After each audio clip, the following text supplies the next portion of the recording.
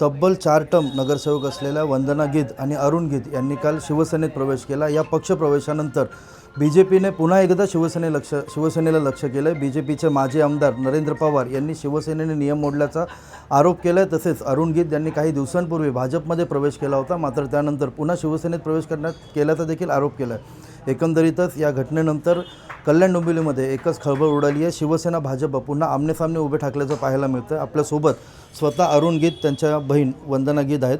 एकंदरीत काय प्रकार घडला होता? म्हणजे आता भाजपकडून दावा केला जातोय की अरुण गिद यांनी भाजपत प्रवेश केला होता।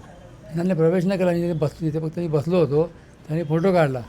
लगेच दुसऱ्या वर्षी लगेच भाऊ माझा गेला, लगेच ते बंद केलं ताबडतोब एका दिवसामध्ये। तुम्हाला त्या क्षणाला काही कल्पना दिली नाही, तुम्ही भेटायला गेला नाही, त्याच वेळेला तुमच्या गळ्यात मग पट्टा टाकला असं तुमचा आरोप होता? नाही टाकलं। ताई काय सांगाल एकंदरीत? आता मी तर काय म्हणते, आता महायुती आहे की नाही, शिवसेना बीजेपीची युती आहे, त्याच्यामध्ये एवढं तुम्ही हे करू नका ना। त्याच्यामध्ये आम्ही त्यांना पण मदत करणार, यांना पण मदत करणार, आणि आम्ही गेलोच नाही बी जे पीमध्ये, आणि माझं पण त्याच्यामध्ये आले, मी पण बी जे पीत गेली आहे, प्रश्नच आला नाही का। आणि याला अफवा यायची, ती बी जे पीमध्ये गेला ही अफवा आहे। तुम्ही सांगा ताई काय घडलं होतं त्या दिवशी? घडलं काहीच नव्हतं। आम्ही इकडे ऑफिसमध्ये कोणीच नव्हतं, आमचे कार्यकर्ते पण नव्हते इकडे आमच्या एका कार्यकर्त्याने सांगितलं खिडक्यादाऱ्या बंद केलेल्या आहेत। मग तुम्हाला जर याला प्रवेश घ्यायचा असेल तर अध्यक्ष धाकरस आहे म्हणून त्यांनी यांना आतमध्ये बोलावलं, 4-5 जणांना बोलावलं, त्यांचे फोटो वगैरे सगळं आहे। मग तुम्हाला जर याला करायचं होतं मग तुम्ही दरवाजा खिडक्या आमच्या कार्यकर्त्यांना बोलवायचं ना, हे करणं चुकीचं आहे।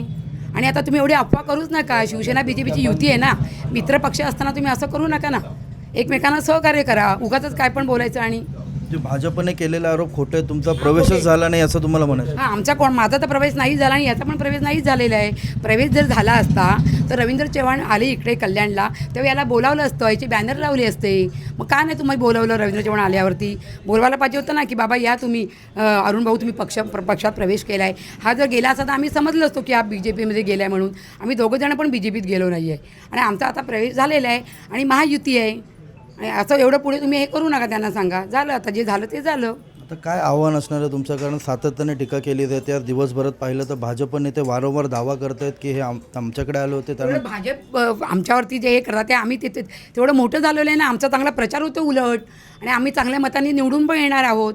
बाकी मला आता काही बोलायचं नाही या विषयामध्ये। तेव्हा हा प्रवेश झाला आणि मी जेव्हा फोटो बघितले दुसऱ्या दिवशी, तेव्हा रवींद्र चव्हाण प्रदेशाध्यक्ष, त्यांचा असिस्टंट मेसरा, त्यांना मी फोन करून सांगितलं, साहेब आम्हाला पक्षामध्ये यायचं असतं तर आम्ही तुमच्या रवींद्र चव्हाणाबरोबर आलो असतो। ह्या तुमच्या कार्यकर्त्यांनी आम्हाला फसवून माझ्या अरुण दादाला आतमध्ये घेऊन त्याच्या गळ्यात मैफल घातला आणि बी जे पीत प्रवेश केला आणि 1 तासामध्ये व्हायरल केलं। असं करायला नको होतं, असा प्रवेश होत नाही। काल जो आमचा प्रवेश झाला एकनाथ शिंदेंबरोबर, तोच प्रवेश खरा होता, एवढंच मी मानते। एकंदरीतच ज्या वंदना गिद यांनी फसवून माझ्या भावाचा प्रवेश करण्यात आला, यावेळी दरवाजा खिडक्या बंद करायची काय गरज होती, असं आव्हान देखील सध्या भाजपच्या आरोप करणाऱ्या पदाधिकाऱ्यांना केलेलं आहे। जिल्हा वार्ता, जनतेचा आवाज।